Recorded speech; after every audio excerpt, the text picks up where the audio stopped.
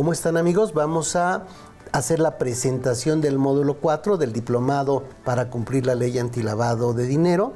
Recuerden que este módulo 4 se llama Visitas de verificación y medios de defensa de prevención de lavado de dinero por actividades vulnerables, digamos que distintas a las que son de las entidades financieras, aunque por supuesto hay algunas similitudes. Este módulo nos hace favor de impartirlo el licenciado Raúl Díaz Pérez. Les platico un poquito de Raúl.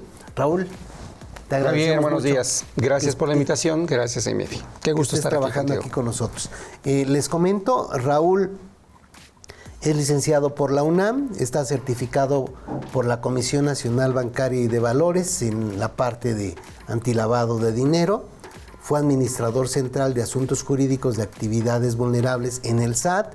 Es miembro de la Comisión de PLD del Colegio de Contadores Públicos de México y participa en foros de PLD a nivel nacional con experiencia en el sector público y el sector privado. Actualmente es socio director de su despacho, Cervantes Díaz y Asociados Sociedad Civil. Su correo, raul.diaz@zcdasesorespld.com. Recuerden que estas presentaciones vienen dentro de su carpeta de materiales, entonces pueden tener ahí esta información. Les platico un poquito del diplomado, sobre todo las personas que no han pasado los otros módulos. La idea es que sea algo muy sencillo de tomar. Son siempre videos del orden de 30 minutos. Puedes verlos las veces que tú quieras. Y después de cada video hay una pequeña evaluación dentro del propio video, de forma tal que lo contestas y si está mal, vuelves a ver el video hasta que te quede claro y puedas contestar las preguntas. No son preguntas con la idea de reprobar, son preguntas obvias, pero que te ayuda a entender realmente el objetivo de cada video. Esto lo puedes hacer tantas veces como tú quieras. El sistema te emite tu reconocimiento hasta que haya sido evaluado satisfactoriamente en todos los videos. En el módulo 1 vimos disposiciones antilavado de dinero. En el módulo 2, la parte de cumplir obligaciones antilavado. En el módulo 3, el manual de prevención de lavado de dinero. Y el módulo 4, vamos con la parte de visitas de verificación y medios de defensa de prevención de lavado de dinero por actividades vulnerables. Está muy sencillo. El paso 1, primero conoces las disposiciones, ahora cumples ya obligaciones. Paso 3, ya haces tu manual. Y paso 4, ya estás girito como para enfrentarte a las autoridades. Esta parte que nos da pavor a todos.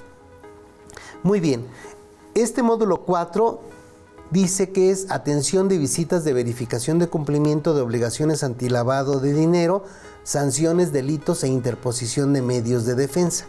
Y el objetivo es analizar las sanciones y multas aplicables por incumplimiento a las disposiciones antilavado de dinero para no incurrir en ellas.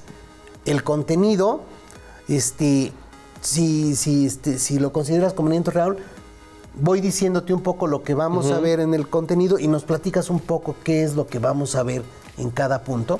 Totalmente de acuerdo, claro que sí. 1. Visitas de verificación de cumplimiento. Aquí tenemos que revisar las facultades del SAT, la parte de la suplencia, la revisión de las disposiciones y del reglamento interior del SAT. Esto ya suena terrífico, o sea, ya me llegó una visita de verificación de cumplimiento. Sí, es muy importante lo que mencionas porque si me llega una orden de verificación o un requerimiento, pues yo tengo que atender primero a una situación muy importante. ¿Es competente esa autoridad para requerirme? ¿Es competente para emitir una orden de verificación? Las facultades que se prevén en el reglamento interior del SAT en sus numerales están contenidas en la orden de verificación, en el requerimiento, por eso es importante que lo conozcamos. A ver, vamos a suponer que no fueran competentes las autoridades. ¿Ya no la atiendo o sí la atiendo? No, claro que debes de atenderla. Ajá. Porque acuérdense que la ley establece en el artículo 18 una obligación en la fracción quinta que dice no brindar facilidades a las autoridades administrativas. Sí, de la LFP, Sí. Artículo 18, fracción quinta de la LFP. Así es, Sí. es correcto. Entonces la autoridad bien podría imponerte algún tipo de sanción por no atender esa verificación. Sí, que puede ser No hasta les- trabajo comunitario, ¿no? Sí. No, yo no lo creo, pero sí una multa porque estarías entonces incumpliendo con una orden de una autoridad que hasta ese momento se cree competente. Ahora- Pero tú vas a acreditar, ¿sí? Como en la fase de verificación, ¿sí? Que no es una autoridad competente. A ver. En la fase de revisión, inclusive tú lo puedes dejar que continúe con su actuación. ¿Y hasta cuándo vas a poder intervenir? Bueno, cuando la propia autoridad te ceda el derecho de audiencia de alegar lo que tú manifiestes. Y ahí es el momento clave para que le digas, oye, no eres autoridad competente. Oye, qué mala onda. Pues sí, sí, porque ya hicieron toda la chamba y resulta que nada más por no ser autoridad, bueno, no nada más, es realmente algo muy importante. Aquí, en esta parte, el reglamento interior del SAT tuvo cambios muy importantes. O sea, está el reglamento interior del SAT y después hubo cambios el 30 de abril del año pasado, ¿no? Para este tema del antilavado de dinero. Yo cada vez que intento entrarle me revuelvo. Son como que muchos detalles en las facultades de la autoridad. Por eso sí cobra relevancia, Javier, que estemos atentos al contenido de la vigencia de los reglamentos y de las disposiciones que se lleguen a emitir con posterioridad, como pueden ser acuerdos, decretos, ¿sí? Instrucciones del propio jefe del SAT para la atención de las actividades vulnerables. El reglamento interior del SAT es de 2015, ¿sí? Es nuevo. Es nuevo, así es. Y sin embargo, para poder atender toda la problemática que conllevó el inicio de facultades para las verificaciones de las autoridades, tuvo que emitirse un acuerdo delegatorio de facultades. Es el que tú mencionas, el 30 de abril de 2018. De 2018. De 2018 se emite un acuerdo, se publica en el Diario Oficial de la Federación, un acuerdo del jefe del Servicio de Administración Tributaria, en el que ya se define en lo particular quién va a ser la autoridad competente para llevar a cabo las facultades que previo a esa fecha, 30 de abril de 2018, se contenían como atribuciones a una serie de administraciones generales, ¿sí? ¿Qué motivó esto? Bueno, pues mejorar el conocimiento para los particulares de quién era la autoridad que va a atender precisamente ese tema de la prevención del lavado de dinero. Pues Así sí, es. suena todo un tema. Nada más ese primero y todavía ni siquiera le hemos entrado al tema. Realmente estamos viendo quién tiene las facultades y cómo debe venir la orden Así de es. visita. Ujú. En el punto 2 del contenido tenemos atención de sanciones administrativas conforme a la Ley Federal de Procedimiento Administrativo. Algo que tú mencionas mucho es, oye, no aplica código, ¿eh? Y los contadores generalmente queremos irnos con el código. ¿Qué vamos a ver en este punto 2? Bueno, para tener ya una sanción significa que ya fui sujeto a la imposición de una multa o de una sanción, ¿sí? De carácter administrativo. Pero previo a poder yo atender esas sanciones, hubo ya todo un programa de verificación por parte de la autoridad, ¿sí? Toda una verificación que se llevó a cabo en mi domicilio, que pudo durar hasta 3 meses, o en la notificación a través de un requerimiento, que puede durar el tiempo que la autoridad, conforme a las disposiciones vigentes, te establezca pertinente para requerirte documentación, información, imágenes, datos, etcétera. Entonces, previo a la atención de las sanciones administrativas, yo debo de atender en el procedimiento de verificación o en el procedimiento sancionatorio los requerimientos que me haga la autoridad. Y todo es conforme a la Ley Federal de Procedimiento Administrativo. Sí, recordemos que conforme a la propia ley antilavado, establece en su artículo 4 que una disposición que va a ser supletoria a la propia ley antilavado es esta Ley Federal de Procedimiento Administrativo, entre otras. Es muy diferente al código. Yo Claro. soy contador, Raúl, entonces conozco el código, digamos, como un contador, no como un abogado. Que el abogado ya lo ve desde otros puntos de vista. Pero yo cuando reviso la Ley Federal de Procedimiento Administrativo, sí me parece otro planeta. ¿Sí? Es una ley especial, efectivamente. Para mí ha resultado ser una gran disposición que desde luego sirve de apoyo para la autoridad, pero para quien conoce, se mete a fondo a conocer la Ley Federal de Procedimiento Administrativo, constituye una joya. ¿Para qué? Para llevar a cabo su defensa, para llevar a cabo acciones tendientes a desvirtuar las observaciones o las imputaciones que haga la autoridad en una visita de verificación. Es muy importante que la conozcamos, Javier. Muy bien, excelente. En el punto 3 vamos a ver los elementos del acto administrativo conforme a la Ley Federal de Procedimiento Administrativo. Así es, tenemos que saber cuáles son esos elementos previos para que la autoridad, para que el acto de autoridad, para que el acto decisorio surta plenamente efectos jurídicos. ¿Sí? ¿Quién la emitió la orden de verificación? ¿Tiene competencia? ¿Está firmado? ¿Firmado? ¿Sí? No puede ser, no tiene que ser con firma electrónica. Conforme la ley lo marca en la actualidad, se establece de manera precisa que debe de ir firmado con, ahora sí que con firma autógrafa.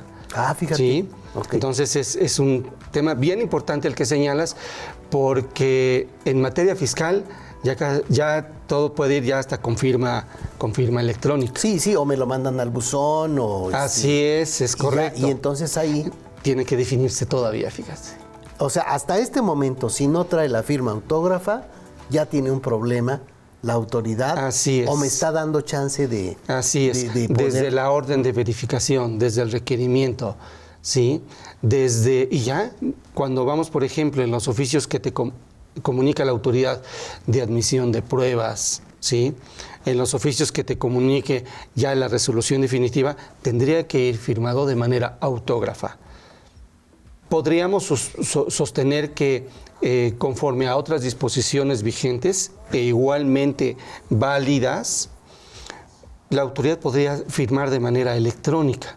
Sin embargo, sería un tema que habría que discutirse a nivel de órgano jurisdiccional. O sea, todavía no hacen los cambios para que eso ocurra, lo cual sí pudiera hacerse. ¿Sí estás de acuerdo? Sí, en cualquier momento pudiera hacerse el cambio. Así es. Pero sí. Bueno, hasta este momento, ¿cómo se llama? Inicios del año 2020, tenemos sí. ese chance. Después, en el punto 4, vamos a ver las omisiones o irregularidades de los elementos o requisitos del acto administrativo que producen nulidad o anulabilidad. Así es. Lo que va de fondo es nulidad, ¿sí? Competencia, ¿sí? Uso indebido o ejercicio de facultades, falta de firma autógrafa, falta de fundamentación, falta de motivación, ¿sí? Que a veces a las autoridades se les cuatrapean. Sí, les falla un poquito el tema, ¿sí? Y cuestiones ya de anulabilidad, que si el acto sigue siendo válido, ¿sí? Pero en temas como, no tiene la fecha el oficio de resolución, ¿sí? No se marcó el lugar en que se emitió, no me señaló cuáles medios de defensa procederían en contra de ese acto definitivo de la autoridad. ¿Cuál es la diferencia entre nulidad o anulabilidad? Acuérdate que es en temas de decisión de la autoridad, un órgano jurisdiccional o la propia autoridad, si resuelve un recurso de revisión, ¿sí? Va a decidir si es fondo, entonces es nulo de pleno derecho, ¿sí? Si es cuestión de forma, es lo que para un órgano jurisdiccional sería nulidad parcial o que puede reponer. Nulidad para efectos, así es, eso sería un acto anulable. O sea, puede reponer el Es correcto. O sea, todavía no gano, nomás gané un La autoridad va a poder reponer, como tú dices, emitir uno nuevo, así es, que sustituya al anterior. Ok. En el punto 5 son procedimientos administrativos de verificación y de sanción. Así es, son dos procedimientos que se establecen en la Ley Federal de Procedimiento Administrativo. ¿Cómo inicia la autoridad, ¿sí?, su verificación? ¿Qué requisitos, qué formalidades te exige la Ley Federal de Procedimiento? Tienen que venir bien peinados. Para el acto sí. O sea, yo esperaría que llegue a la autoridad con respeto, con una actitud, ¿cómo se dice? No intimidatoria, hasta detallitos de esos, o no tanto. No, creo que la autoridad tiene que respetar un código de ética, sí. Así es, profesional, y lo hacen bien. Sí, lo hacen bien. Sí, lo hacen bien, ¿sí? Pero estos dos procedimientos, te digo, tienen sus tiempos. El de procedimiento de verificación, una vez que te notifican la orden de verificación, tiene 3 meses la autoridad para resolver lo que legalmente corresponda, ¿sí? Si al término de ese procedimiento de verificación se determina que existen irregularidades y tú no logras desvirtuarla a través de la audiencia que te da la propia autoridad, ¿sí?, entonces se abre el siguiente o da inicio el procedimiento sancionatorio, que es en el que la autoridad te va a brindar 15 días nuevamente para desahogar las pruebas que llegues a presentar, para analizar tus alegatos, tus argumentos en contra de la decisión por parte de la autoridad, y en esa medida, si no logras desvirtuar las irregularidades que te señala la autoridad, entonces viene ya la notificación del acto definitivo. La multa, ¿sí?, por incumplimiento de requerimiento, la multa por la no presentación de avisos, la multa por no tener manual, la multa por no tener integrados expedientes administrativos. Por eso, te digo, son procedimientos que debemos atender integralmente. O sea, lo ideal sería no llegar a la sanción. Lo ideal sería, así es, desvirtuar desde el procedimiento de verificación que lo que yo he hecho es correcto y es adecuado a las formas y a las formalidades, mejor dicho, que te señala la ley antilavado. Excelente. Muy bien. Nos falta revisar todavía los últimos 2 puntos. Vamos a corte y regresamos para verlos.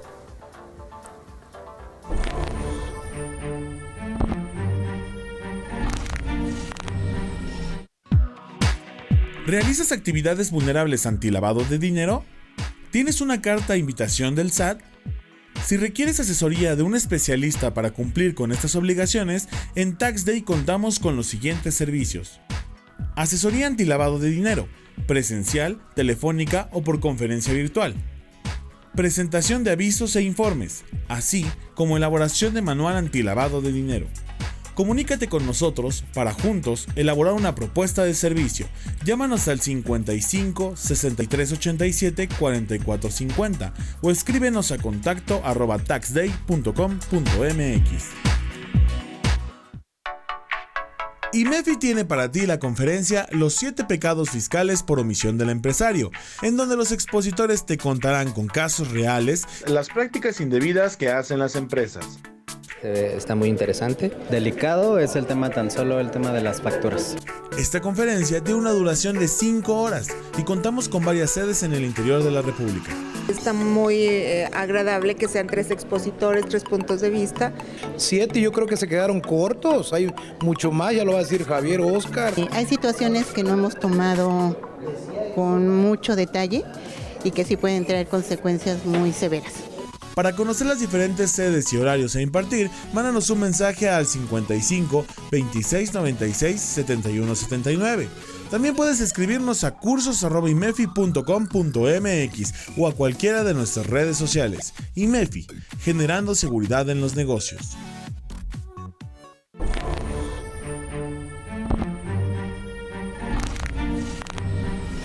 Bien amigos, estamos revisando el contenido, el temario del módulo 4 del Diplomado de Prevención de Lavado de Dinero, que son medios de defensa, PLD-FT.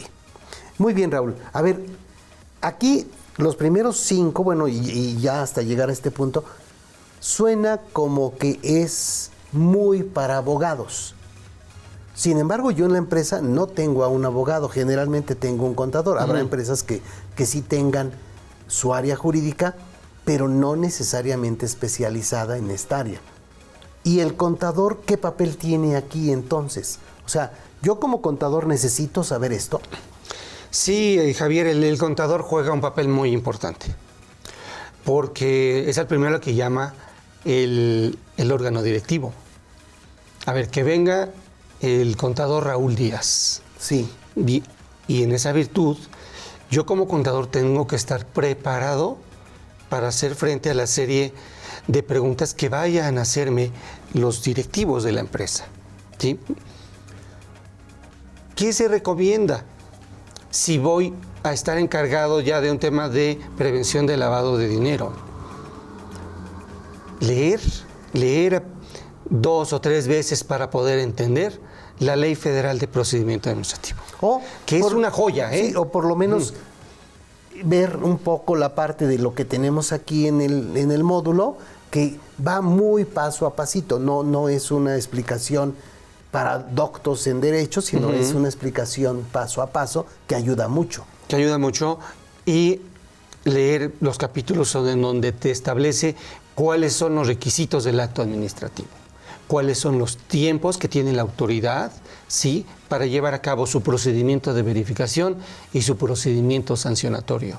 Y sobre todo, qué medio de defensa prevé la Ley Federal de Procedimiento cuando la autoridad en ejercicio de facultades ya me impuso una multa y yo, seguro de lo que he hecho, ¿sí?, puedo ir a debatirle, a rebatirle que mi actuación se ajustó a derecho y que la actuación por parte de la autoridad es ilegal, ¿sí?, y demostrarle con elementos de prueba, con argumentos consistentes, mi derecho. Es lo que yo tengo que hacer.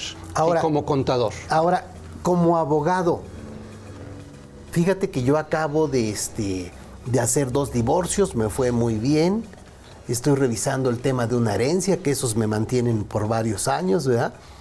Y ahora me está llegando un caso de lavado de dinero. Le llegó una multa de 52 millones a la empresa y pues yo la agarro porque pues es una buena chamba. Pero como abogado, ¿tendré la especialidad como para llevar un asunto de estos? No, de ninguna manera. No. Creo que también como profesionales debemos de seguir una ética. Sí, una ética profesional.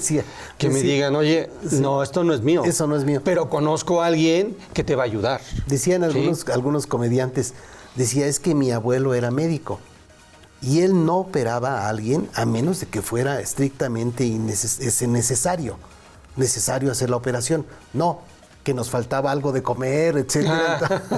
Entonces es cuando decidí a operar.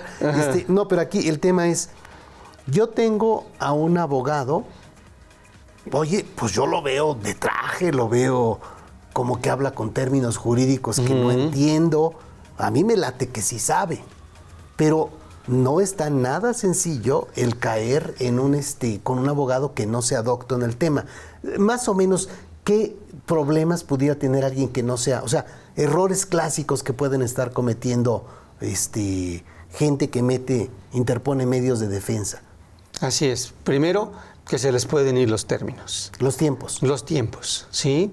Pueden promover un medio de defensa cuando ya se le agotó el tiempo que marca la ley. Ajá. ¿Sí? ¿Qué más? Entonces ya, aunque Quizá lo los meta argumentos. muy bien, pues ya valí. Ya, así es. Los argumentos. Puedo ser un gran abogado mercantilista, ¿sí? Pero si no conozco del tema de prevención del lavado de dinero, es más, no sé ni qué es el lavado de dinero, ni la diferencia con la prevención del lavado de dinero, ni las obligaciones a las que está sujeta una persona conforme a la ley antilavado, ni las sanciones que le son impuestas por los incumplimientos, ¿sí? Ni los procedimientos que se contienen en una ley especial que se llama Ley Federal de Procedimiento Administrativo, estoy y voy a meter en un problema a quien me va a contratar, ¿sí? Porque yo seré muy docto en materia mercantil, o en materia civil, o en materia penal, ¿sí? Por ejemplo, pero no, esto es diferente. vamos a suponer que yo sí tengo alguna experiencia fiscal. ¿Me puedo equivocar del lugar a donde voy a meter los documentos? O sea, suena como bastante obvio de que si haces un medio de defensa vas y lo vas a meter con determinada autoridad, etcétera. ¿Pudiera haber errores de ese tipo? Y no solo eso, Javier.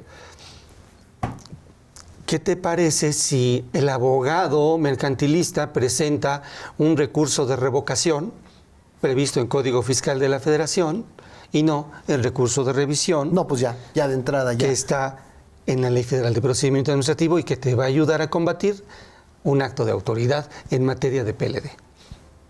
¿Ves? Por eso es importante que el contador analice, estudie la ley aplicable.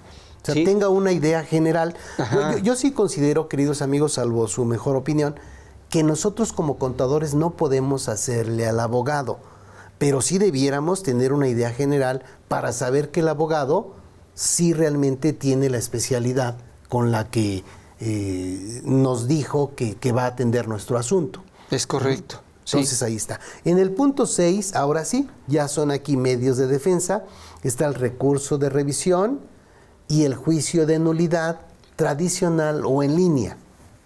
Así es, el recurso de revisión es un medio de defensa optativo para el particular porque puede irse directamente al juicio de nulidad. O sea, el de revisión, ese lo hago directamente con el SAT. Lo presentas en el Servicio de Administración Tributaria, así es, pero hay que saber también a qué autoridad lo vas a presentar.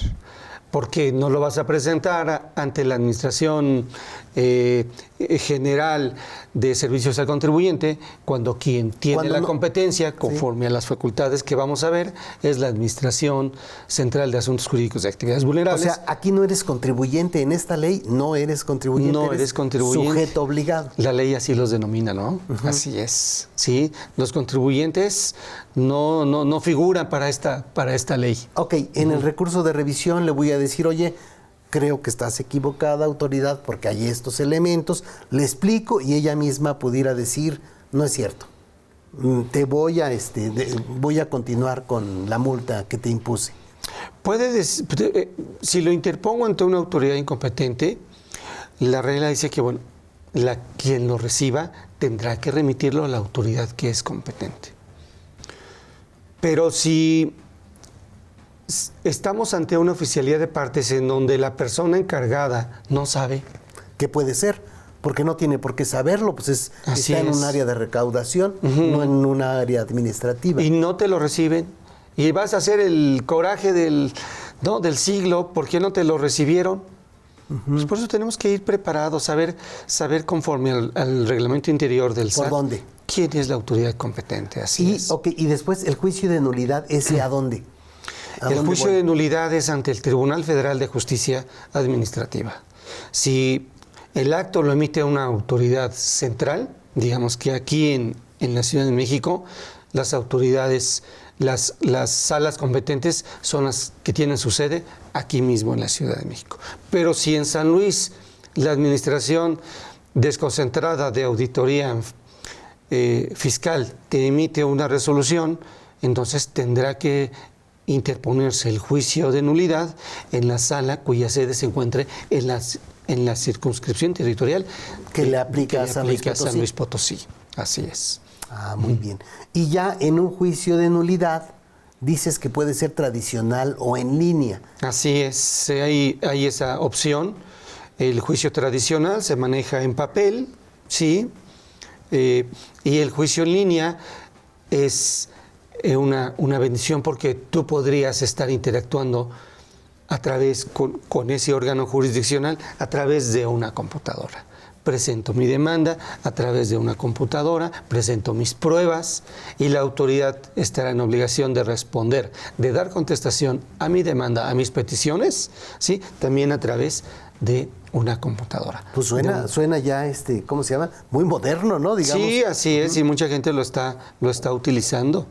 Así es. Muy bien. Y ya como último punto tenemos causas por las que se declara que una resolución es ilegal. Muy bien, eso te atenderá a los agravios, a los argumentos que yo haya hecho valer. Si lo hago acreditar que la autoridad que lo emite es incompetente, es una causa de ilegalidad y tendría que echarse abajo, tendría que declararse la nulidad de esa resolución.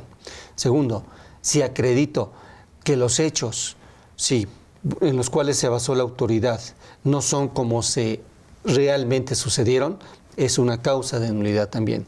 Que las disposiciones con las cuales la autoridad está basando su acto están siendo aplicadas indebidamente o están dejándose de aplicar las disposiciones debidas, es una causa también de nulidad, ¿sí?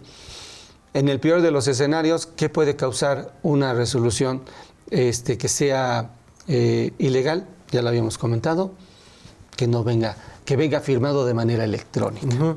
Podemos hacer valer ese argumento, es discutible, desde luego. Pues sí, pero en el último de los casos estás hablando, sobre todo aquí en esta ley, de multas cuantiosas. Sí. Entonces, yo como sujeto obligado... Altísimas. Estaría diciendo, oiga, abogado, le traigo un cafecito, un masajito, no se me distraiga, porque pues todo mi futuro podría depender de que él pierda empresa, ese caso. Claro, tu empresa, tu negocio. Así es, por eso desde el procedimiento de verificación, cuando la autoridad me da 5 días para desvirtuar lo que ella ha observado, desde ese momento tengo que estar con las pilas puestas y empezar a echar la carne al asador. No puedo dejarlo para que posteriormente le presento mis pruebas. O hasta el recurso de revisión o hasta el juicio de nulidad. No, ¿para qué llegar a esos escenarios? Si yo tengo la razón, si me asiste el derecho, desde que la autoridad me notificó la orden de verificación y transcurrieron los plazos de ley para ese procedimiento y se emite una resolución provisional en el procedimiento de verificación acerca de las irregularidades y las logro desvirtuar, la autoridad, ¿qué tiene que hacer? Pues emitir un oficio en donde dé por concluido ese procedimiento porque logré desvirtuar que estoy cumpliendo con las disposiciones de la ley antilavado. Que sería el escenario más favorable. Sí, es el más favorable, pero muchos dejan ir esa gran oportunidad. En perjuicio, fíjate. Sí. O sea, una empresa podría terminar su vida por una multa tan cuantiosa que no podría pagar. Claro, y para qué alargar la angustia, ¿no?, del particular, del gobernado a quien ya le realizaron una verificación, si el contador, ¿sí?, en el procedimiento de visita o el abogado pueden echar abajo las determinaciones de la autoridad y no esperarnos años, a lo mejor, en un juicio, ¿sí?, o meses en la resolución de un recurso de revisión para ver cuál es la resolución definitiva a mi recurso de revisión o la sentencia que se vaya a emitir por parte de un órgano jurisdiccional. Cuando desde acá, ¿sí?, desde el inicio, podemos echar abajo las determinaciones de la autoridad. Aclaro, siempre y cuando nos asista la razón y tengamos el derecho de objetar, ¿sí?, con pruebas importantes, con pruebas fehacientes, idóneas, que lo actuado por la autoridad es indebido. Muy bien, pues entonces aquí yo como contador tendría que saber en qué es en lo que no me puedo equivocar, qué es lo que debe estar en orden. O sea, esa parte también me sensibiliza y al abogado le da los argumentos para poder pelear estos juicios y a mí como contador me da los focos rojos para saber en cuáles no puedo equivocarme. Suena muy interesante. Sí, como contador tenemos que saber en qué cancha estamos jugando, qué baraja tenemos para poder en el momento oportuno sacar el as, ¿no? Es decir, aquí está. Y desvirtuar las irregularidades que presuntamente he cometido. Muy bien, pues suena bastante interesante. Muy bien, Raúl, pues entonces, pues ya empezamos con el punto 1, para revisar la visita de verificación de cumplimiento y las facultades del SAT, que ya empieza a ser algo que debiéramos tener muy claro antes de continuar adelante con todo este temario, que yo lo veo como un temario muy ambicioso. O sea, sí creo que habrá puntos en los que de repente no necesariamente se pueda revisar todo, pero bueno, no es un semestre o 2 semestres de una carrera que debiese ocurrir, ¿no? O sea, ¿tú sabes si en las licenciaturas de Derecho esto lo manejan como un semestre, 2 semestres, etcétera? No. Sé que en la Facultad de Contaduría y Administración ya se maneja el tema. Sé que, por ejemplo, en universidades importantes del Estado de México se está empezando a impartir, a dar conocimiento, a difundir el tema de la prevención del lavado de dinero, el tema de las actividades vulnerables, y eso es de suma importancia. O sea, es muy probable que el abogado que me está atendiendo es un abogado muy avesado, pero que ni siquiera tuvo estas materias durante su carrera. O sea, ha tenido que ir sobre la marcha, revisando qué pasa. Entonces, pues sí, por supuesto que sería muy importante que todos conociéramos estas disposiciones. Aquí ya estamos en la parte del medio de defensa, pero en los módulos anteriores se ha venido trabajando sobre el trabajo del día a día, ¿no? Digamos, arremangándose la camisa, ¿no? Para ir funcionando. Muy bien, Raúl, pues te deseo mucha suerte. Espero que nuestros amigos realmente le saquen jugo a este curso. Esperemos que así sea, amigos, y vamos a hacer lo mejor para que ustedes se lleven buenos tips, así es, de cómo llevar a cabo una debida defensa cuando Dios no lo quiera, ¿verdad? La autoridad ejerza facultades en contra de su empresa, en contra de su negocio. Bueno, en el caso del abogado diría, cuando Dios sí lo quiera. Muy bien, amigos, pues empezamos este módulo que va a ser por demás interesante y recuerden que tienen dentro de sus materiales infinidad de documentos que podrían ser útiles para que podamos ir avanzando con estos temas. Está la Ley Federal de Procedimiento Administrativo en los materiales, está el Reglamento Interior del SAT, cosas que son necesarias y en caso de que se requiera algo más, con mucho gusto lo incluimos desde luego, en la carpeta de materiales. Nos vemos en la siguiente clase.